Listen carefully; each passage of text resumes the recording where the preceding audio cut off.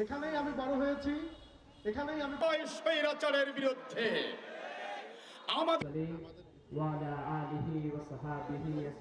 নতুন করে বাংলাদেশের নব্য ফ্যাসিস্টের ঐক্যবদ্ধ ছাত্র সংসদ কর্তৃক নির্বাচনের পর তারা শাকসুখে আসলে কি করার কিছু নাই। হাসপাতালে চিকিৎসাধীন আছেন।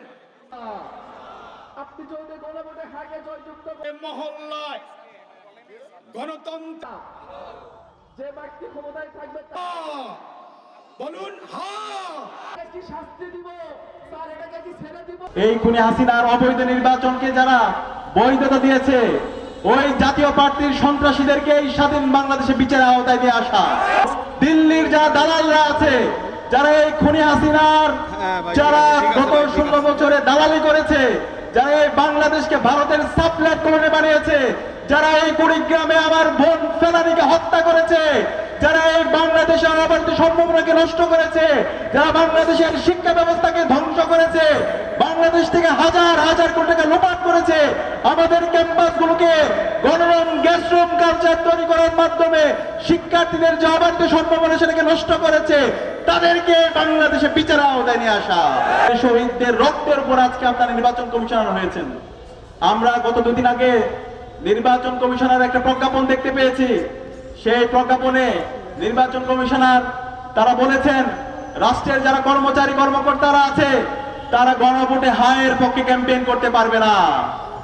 আমরা বলতে চাই এই ধরনের সুশীলগিরি এই স্বাধীন বাংলাদেশে চলবে না।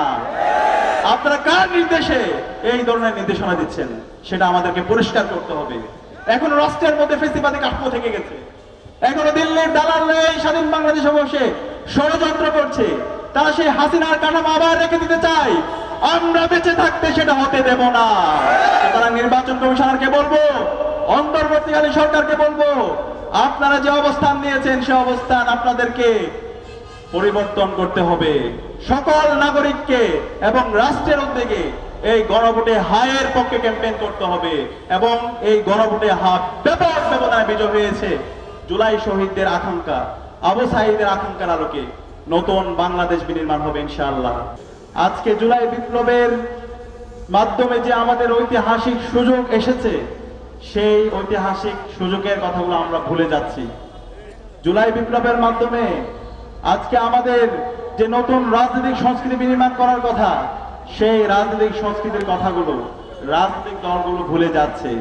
সুতরাং আমরা আবু সাঈদের উত্তরসূরিরা বেঁচে থাকতে যারা জুলাই শহীদদের সাথে প্রতারণা করবে, যারা আবু সাঈদের রক্তের সাথে প্রতারণা করবে, যারা আব্দুল্লাহ তাহিরের রক্তের সাথে প্রতারণা করবে, তাদেরকে আমরা বাংলাদেশে রাজনীতি করতে দেব না। গণভোটে হাকে বিজয়ী করতে হবে। এই গণভোটে হা মানে হলো ইনসাফ, এই গণভোটে হা মানে হলো আজাদি, এই গণভোটে হা মানে হলো 28 অক্টোবর লগি বইটা দিয়ে দিনে দুপুরে আমাদের যে ভাইদেরকে হত্যা করেছে তার বিচার করা। যে অবৈধ নির্বাচনের মাধ্যমে গত 16 বছর ফ্যাসিস্ট হাসিনা এই বাংলাদেশে জুলুমতন্ত্র এবং মাফিয়াতন্ত্র কায়েম করেছে, তার পথ চিরতরে বন্ধ করে দেওয়া।